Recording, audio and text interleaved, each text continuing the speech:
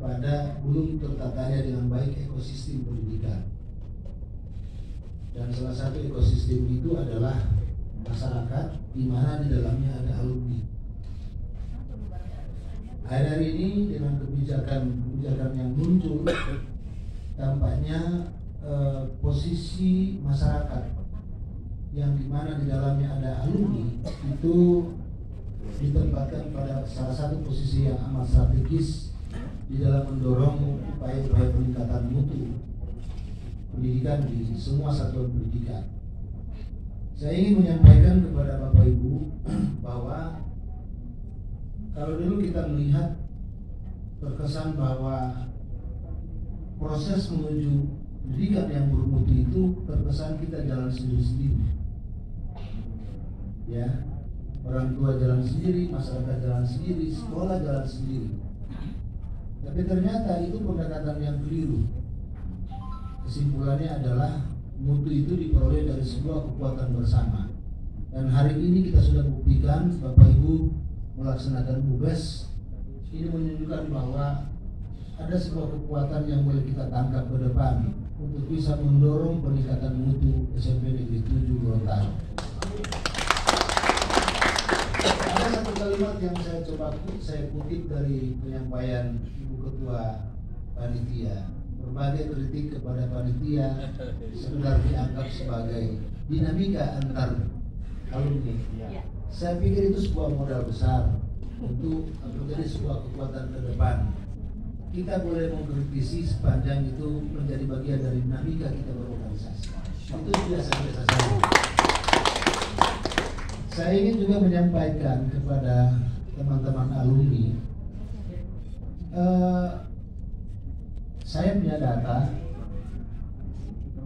pada proses penerimaan peserta didik baru, posisi SMP 7 itu di pelaksanaan PPDB online dia beririsan dengan SMP 1 dan SMP 6. Selalu SMP 7 itu menjadi pilihan kedua pada saat mereka memilih secara online. Ternyata itu bukan persoalan kualitas. Mereka tidak memilih SMP 7 sebagai pilihan pertama. Tapi memang ada kondisi sarana prasarana yang justru mematahkan motivasi orang memilih sekolah itu. Nah, ini menarik perhatian kami di dinas. Oleh karena itu sejak tahun 2020, kita 2019 ya, kita mulai mengintervensi secara perlahan. Jadi ada gedung yang di sebelah kiri kita sudah naikkan. Kemudian sekolah berupaya untuk menimbun halaman. Ya, dana DOS meskipun sedikit beresiko ya Bu ya. Sedikit beresiko karena memanfaatkan dana BOS dalam jumlah besar seperti itu memang dalam aturan tidak bisa diini. Tapi ini kepala sekolah cukup nekat. Timbul dulu nanti gampang masalah.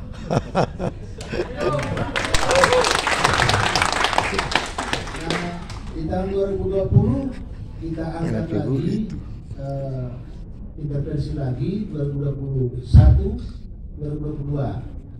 Nah, ini lagi kita masih menunggu rekomendasi Komisi 10. Sengaja Komisi 10 itu saya kirim ke situ. Sengaja Pak. Tadinya mereka minta di SMP 13. Tapi saya bilang tunggu dulu. Ini SMP 7 yang penting. Kenapa? Karena begini. SMP 7 itu letaknya sangat strategis.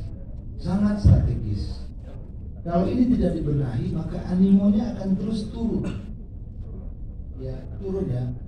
Dan ini juga akan sangat ditunjang oleh dari tahun ke tahun.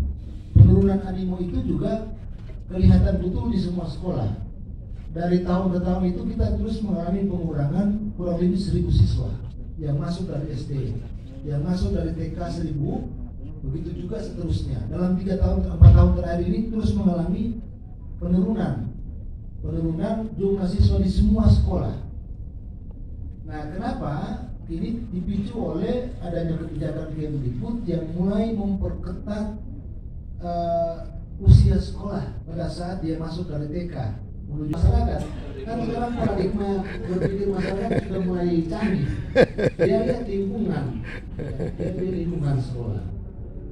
Nah, kami berhitung kalau semua sudah dibenahi, saya pikir kalau dari sisi mutu bisa bersaing dengan SMP 1, SMP 6.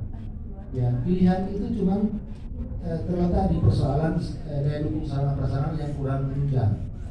Apalagi kelas-kelas yang di sebelah kanan itu memprihatinkan. Mungkin di tahun 85, tahun 80 pun terasa.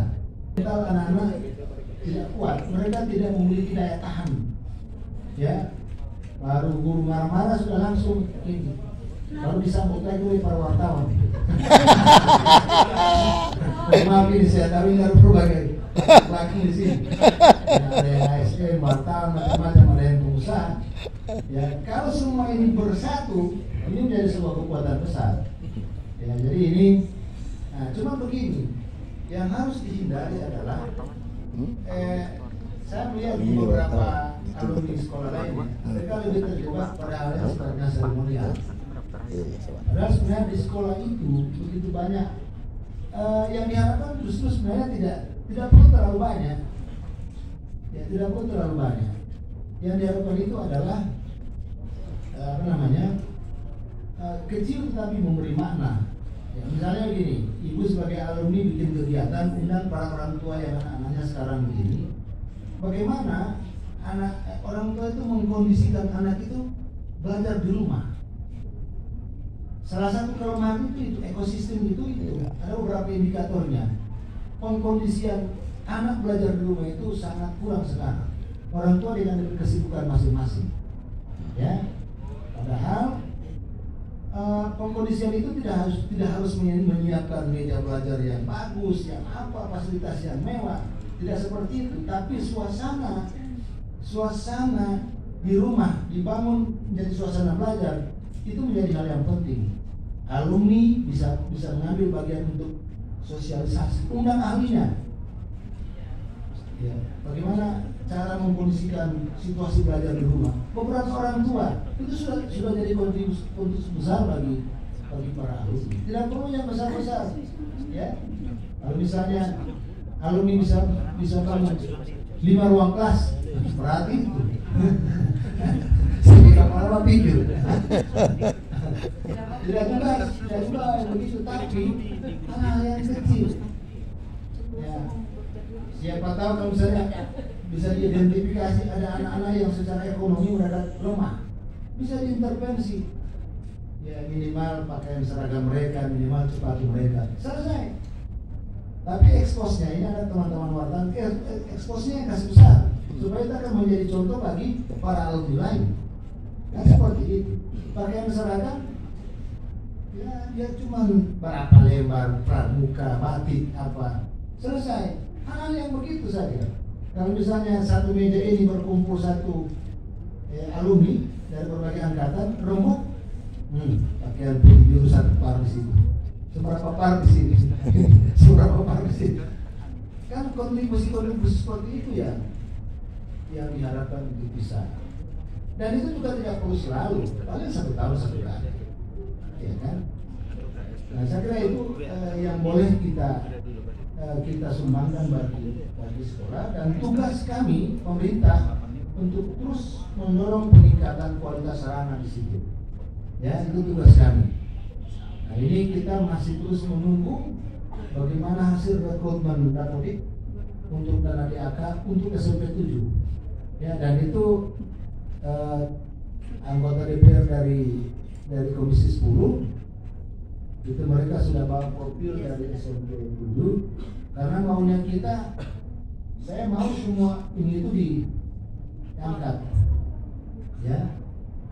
Kemudian ada ini kan sudah dibuka ya, akses ke dalam sudah dibuka, itu mau dihapus lagi yang di sebelah. Menghapus kepada teman-teman semua, ini menjadi langkah maju bagi SMP 7 bahwa ternyata dulu waktu saya pertama datang di SMP 7 itu belum masih ada yang mempraktikkan di sekolah ini. Tapi ternyata begitu kita kuliah danau masih ada. Masih ada memberi perhatian SMP 7. Artinya begini, tidak juga kehadiran alumni ini harus memikirkan yang besar-besar. Ya. Tapi paling tidak bisa berkumpul, minimal tahap pertama rasa prihatin dulu. Prihatin dengan sekolah ini. Ya. Sebatas itu dulu. Prihatin lama-lama semua meningkat dia. Teman-teman lo bisa nanti pikirkan itu sekolah kan begitu. Jadi jaringan-jaringan ini boleh dimanfaatkan untuk bagaimana mendorong peningkatan sarana prasarana di SMP negeri ini. Selamat sekali lagi kepada Bapak Ibu dan kepada pengurus yang akan terpilih nanti juga saya ucapkan selamat. Semoga ini menjadi. Cuma ada satu hal yang harus saya koreksi di pertemuan ini. Mestinya ada 1-2 siswa yang hadir. Orang tahu bahwa orang kakak-kakak ini bikin per orang. Iya. Ya, bisa ada perwakilan beberapa kelas hadir di sini. Ya, supaya tidak dicerita. Ya. Jadi ya. Jadi cerita dari generasi ke generasi. Dan itu akan mereka ikuti. Ya, saya kira itu yang boleh saya sampaikan. Mohon maaf kalau ada yang tidak berkenan dan sambil memohon petunjuk dari Allah Subhanahu wa taala Tuhan yang Maha Kuasa. Kegiatan musyawarah besar pertama alumni SMP Negeri 7 Gorontalo di tahun 2002 saya buka dengan mengucapkan basmalah. Bismillahirrahmanirrahim. Demikian, assalamualaikum warahmatullahi wabarakatuh.